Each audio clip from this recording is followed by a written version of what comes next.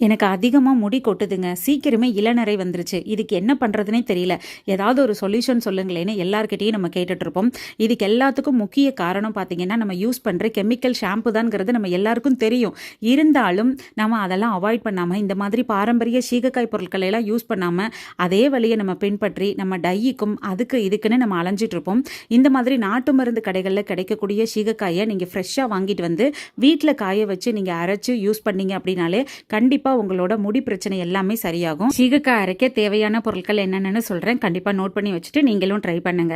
சீகக்காய், பூந்திக்கொட்டை, செம்பருத்திப்பூ, ரோஜாப்பூ, ஆவாரம்பூ, மகிழம்பூ, நெல்லிக்காய், வெட்டிவேர், பூலாங்கிழங்கு, கருஞ்சீரகம், வெந்தயம், வசம்பு, மருதாணி, கார்போக அரிசி, எலுமிச்சை, செண்பகப்பூ, பச்சைப்பயிறு, மறிக்கொழுந்து, கரிசலாங்கண்ணி, இது எல்லாத்தையும் நாட்டு மருந்து கடையில் மொத்தமாக வாங்கிட்டு வந்து நல்ல வெயிலில் காய வச்சு மெஷினில் கொடுத்து அரைச்சு நீங்கள் தலைக்கு குளிக்கும் போதெல்லாம் இதை தேய்ச்சி ஷாம்புக்கு பதிலாக குளிச்சுட்டு வந்தீங்கன்னா கண்டிப்பாக உங்களோட முடி பிரச்சனை சரியாகும். பாய்.